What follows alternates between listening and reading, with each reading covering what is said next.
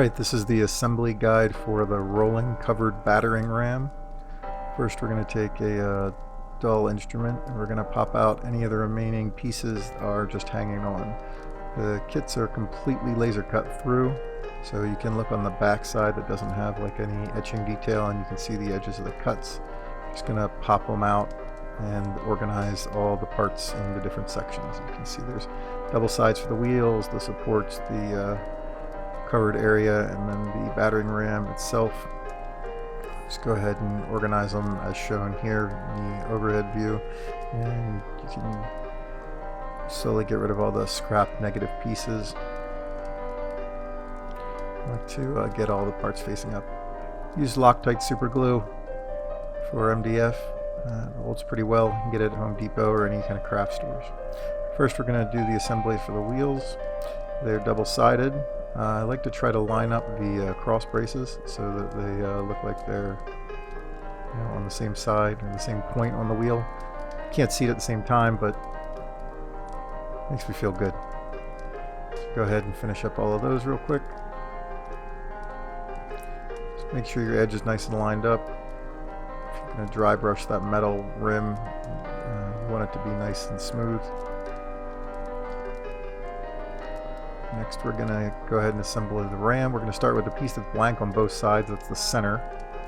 And it's going to line up and down with the long shaft of it, and then the back will be flush. So the head does not sit flush because it creates a different level of detail on the front there. So as you watch me line it up, you'll see me align the back and the top and bottom, but the head will create depth on the ram itself.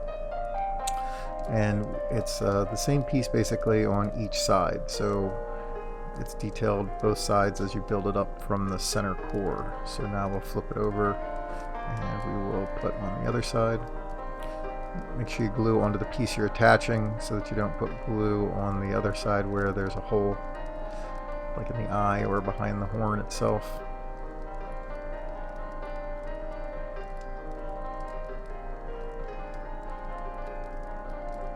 I'm going to put on the last edge that has the wood grain and the ram's horns.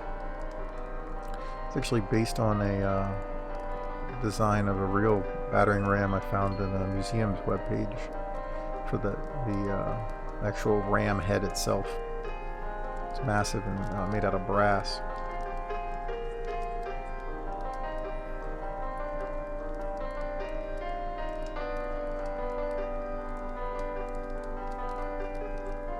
Again, align it as best you can. You're going to be sliding support pieces over where those rectangles are engraved, and if it's off in alignment, it can make it tight.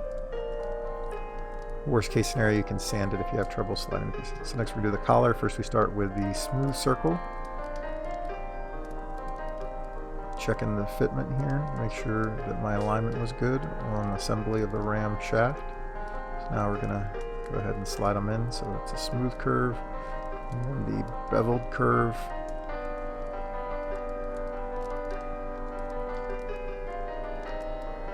And then another smooth to create the full collar.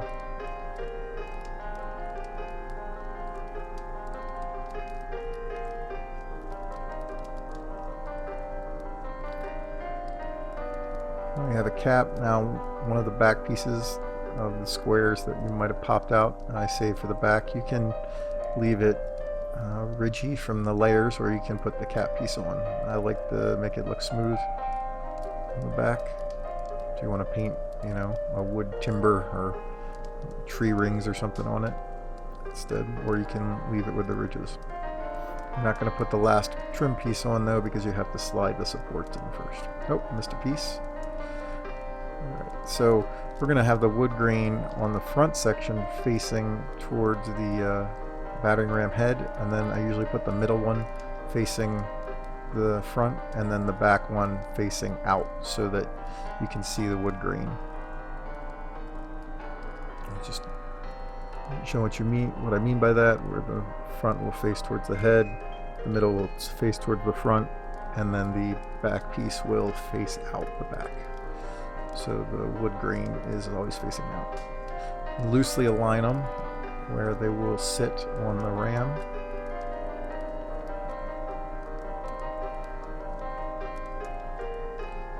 I see, as I was saying, the back piece is sitting with the detail facing out. We're going to take our backbone here on the top of our frame. It's going to align these pieces.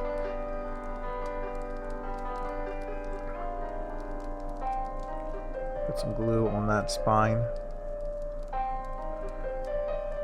Make sure when you're gluing that you're actually placing the glue where it's going to come in contact with the MDF. Sometimes people have trouble with actually doing that. They'll put it on a side or a face that doesn't actually touch. That helps align that up.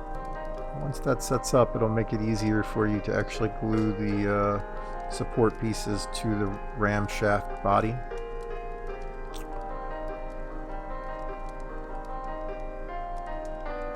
Right now I can still slide back and forth inside, so you can move those frames to where you need to get it to align. So we'll go ahead and put glue. We can go ahead and put glue on the back there to put the rear collar on. And then we're going to put glue where the vertical lines are in the wood grain there. I'm going to also put it on the tops as well, right about in the same position.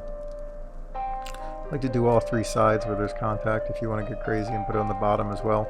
It's going to be loose obviously in some position because you can slide it around, so it's not going to touch at one of those sides, but you should have a good enough contact with that, as long as you keep it up off the ground. If you put it down, obviously the bottoms of these pieces would be touching against the shaft, whereas if you hold it up, it's pushing against the top, and that's where the glue will contact it. Once it sets up, you'll have it, the main body of the thing pretty much together. So now we're going to go ahead and put on our sides. You'll notice that there are two different size holes. One's for the shafts for the wheels, and the other is for connecting the body. I'll put glue on the back side of it.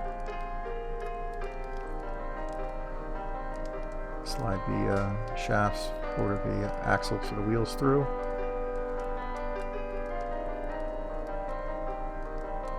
And also, if you do that while the glue is wet on the shaft, it also will help align all of that. So just going to do again the same thing on the other side.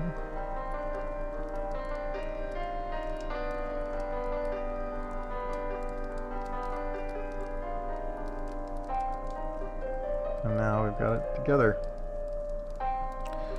Next we're going to put on the wheels. You'll have to decide whether you want the wheels to spin or you want them to be glued in place.